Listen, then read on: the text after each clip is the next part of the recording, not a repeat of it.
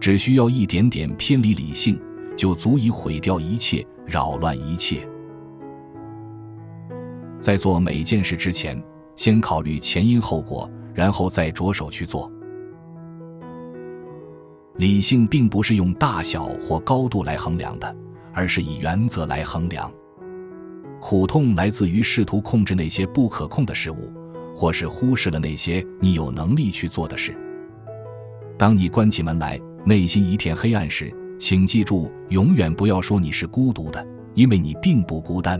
不，上帝就在你的内心，你的才能就在你的内心。他们还需要什么光明来观察你的所作所为？人们不是被事物所困扰，而是被他们对事物的看法所困扰。既然理性塑造并调节一切其他事物，它本身就不应该处于无序之中。悲伤的根源是这样的，渴望那些从未发生的事情。任何伟大的事物都不会突然间创造出来，正如一串葡萄或一个无花果一样。运用智慧的人，运用关于神的知识。在万物中，任何一样都足以向谦卑和感恩的心灵展示上帝的安排。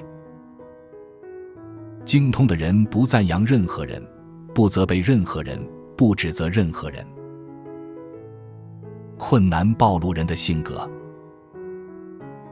事情总会按其本来的方式发生，人也会按他们的本性行事。拥抱你所得到的吧。如果我是一只夜莺，我会扮演夜莺的角色；如果我是一只天鹅，我会扮演天鹅的角色。为了天理，从小事做起，锻炼自己，然后再挑战更大的目标。瓜牛的价值难道只在于它的壳？人的价值难道也只在于外在吗？你希望被哪些人赞赏？他们不就是你常说他们疯了的那些人吗？那么，你希望被疯子赞赏吗？如果我想拥有一片农地，那我可能会想从邻居那里拿走；如果我想要一件披风，我也可能会想从浴室里偷走。这就是战争、动乱、暴政和阴谋的根源。困难展现出人的真实面。如果我们说人的好与坏都取决于他自己的意志，而其他的一切对我们来说都不重要，且我们说这话时既不是傻的，也不是不真诚的，那为什么我们还会感到困扰呢？理论上，没有什么可以阻止我们遵循所学，但在实际生活中，有很多事情会让我们分心。当有人激怒你时，确信激怒你的是你自己的观念。跛脚只影响行走，不妨碍决心。要摆脱悲伤，不是像无理性的动物那样麻木不仁，也不是像愚人那样思虑匮乏，而是像有德行的人那样，以理性为悲伤的慰藉。别在外物中寻求善，要在自己内心寻找。当一个人在两个极端之间犹豫不决时，他是无法取得进步的。我的责任是小心且巧妙地处理任何发生的事情。自由与奴役，一个代表德性，另一个代表恶性，两者都是意志的行为。先明白你要说的话的意义，然后再开口。境遇不造就人，只是揭示了人的本性。任何能够激怒你的人，就成了你的主宰。心中的事物有4种面貌，它们要么是如表面所见的那样，要么既非如表面所见，也不表现出那样，要么确实是那样，但不表现出来，或者它们不是那样，却偏偏表现的那样。在这些情况下，正确的判断是智者的责任。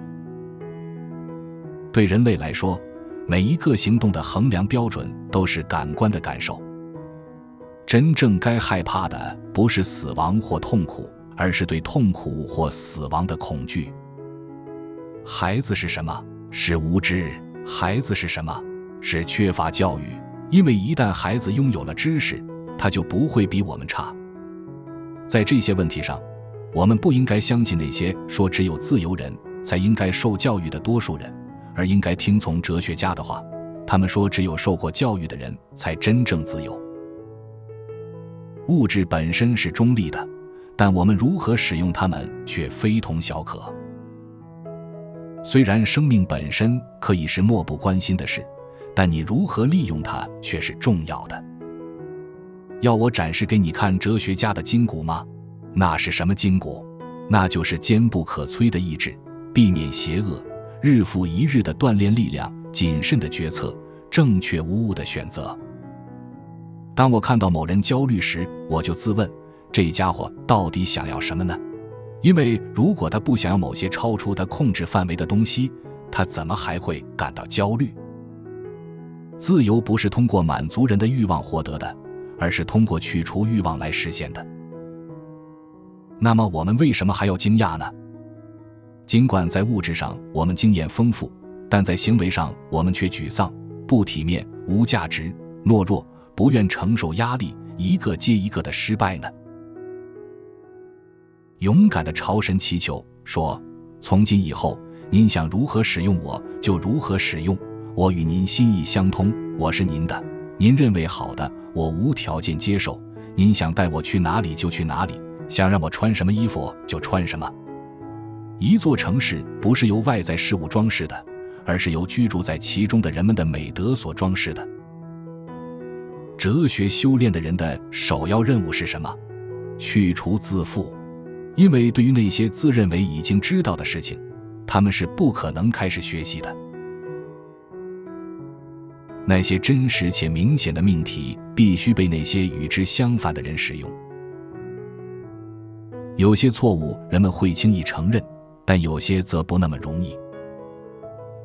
哲学的本质是，人应该这样生活，他的幸福应尽可能少地依赖外在事物。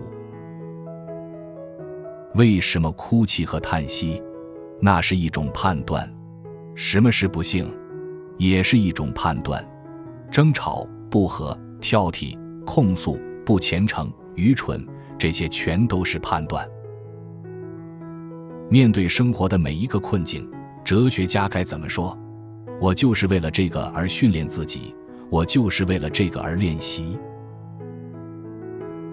我们应该时时牢记两个原则：善与恶只存在于意志之中，我们不该引导事件，而是顺其自然。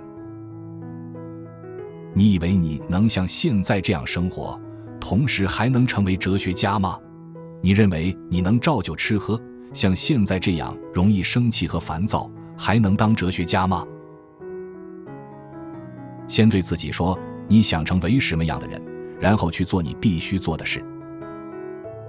难道你不知道，一个好人和卓越的人做事不是表面功夫，而是为了做对的事？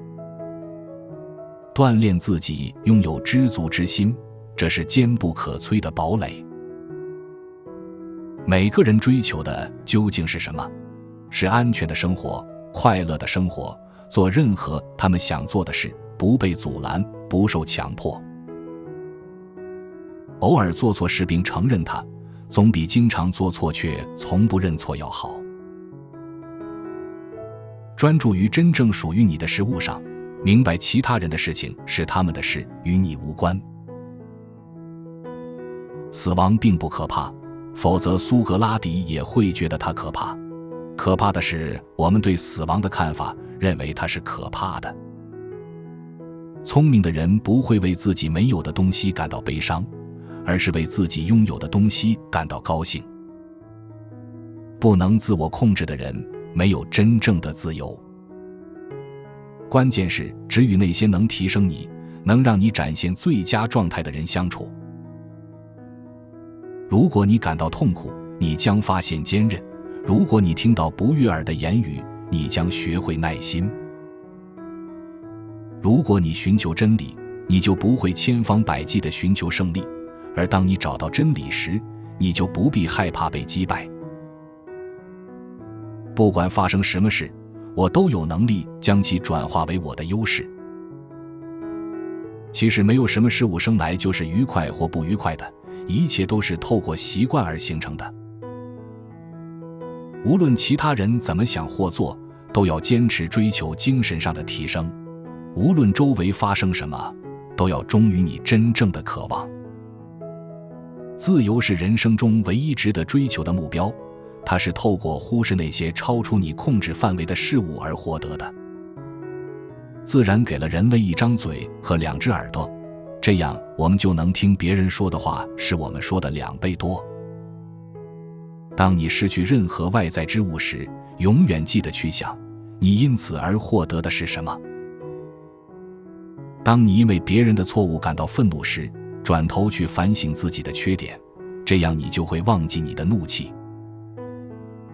对你来说，你拥有的一切看起来都很少，对我来说，我拥有的一切似乎很丰富。你的欲望永无止境，我的则已得到满足。